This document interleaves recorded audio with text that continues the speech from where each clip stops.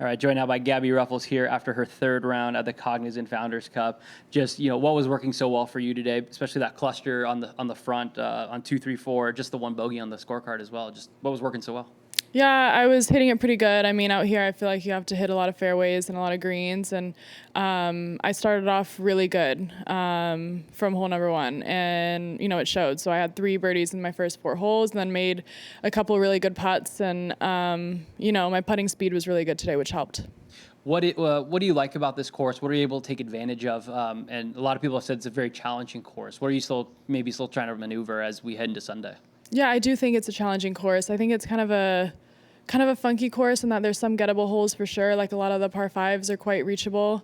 But then there's some really challenging holes like 3 or 16 where you have to hit a really good drive and then a really good long iron in. So I feel like it kind of favors, a good ball striker. And I feel like that's definitely one of my strengths. And, this week I've been putting it really good. So hopefully can continue that tomorrow.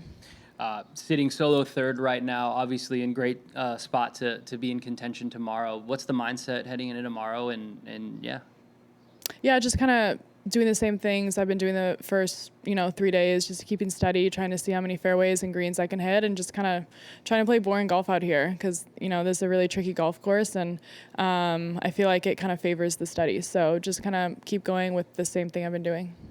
I just lost count of it, but 1, 2, 3, 4, 5, 7th or 8th start here in your rookie season. How do you feel? Are you feeling a little more comfortable out here? How does it feel maybe, starting this week compared to starting at Drive On earlier this year? Yeah, no, it's gone by so fast. I can't believe it's May already. I've enjoyed it so much. I'm learning so much every start I get.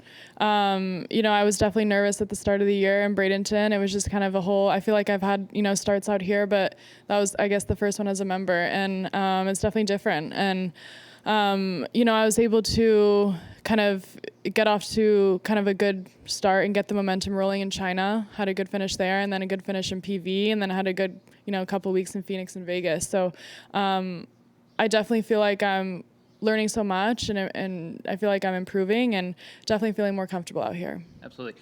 How much of your experience on the Epson Tour last year, and even like you said, getting to kind of double dip your toes into starting a couple starts last year, how much of that really kind of prepared you for this year?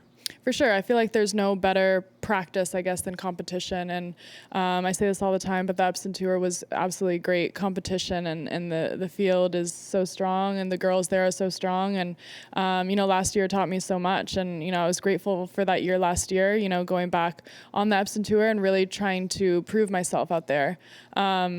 And, I learned so much, learned how to win and on a professional level, which I had never done before. And, hopefully I can kind of take those learning things and transfer them out here.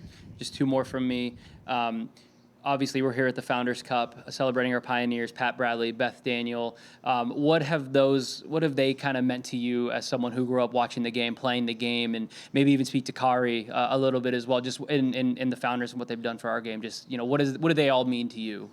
For sure. This is a really cool event. I mean, they paved the way for us, and, it's really, cool to see what they've done and how they're kind of helping the game even now. And, if it wasn't for them, then we wouldn't be on the stages that we are and playing, women's golf is just elevating so quickly. And you can see that by all these tournaments and the new sponsors that we're getting and the increase in prize purses. And, it started with them. And, I've gotten to know Beth and, especially Kari with us Australian girls. She's been such a huge mentor to all of us. And we know that she's kind of only a phone call away all the time. And it's invaluable to have someone like that in your corner. And we're just all, I think I speak on behalf of all of us LPGA golfers. We're so grateful for them. Absolutely. And the last one, you and I just got done chatting with a very familiar face to you, Renee Stubbs. Just how awesome is it to have such a presence like her out here supporting you and the other Aussies out here? Yeah, it's so great. She's anyone that knows her, she's a very bubbly, outgoing person, and it's fun to have that energy out here. And she first came and watched me at the KPMG last year, and she was out all 4 days, from hole 1, hole 18. She was out there the whole time. So it's nice. It's nice she, comes out and supports us, and obviously, she's had a great career in tennis, and more than that, she's just a great family friend, and I've known her, since I was born. So it's fun, when my parents are not out here, to have, a support system like that. Absolutely. Thank you so much. Thank you.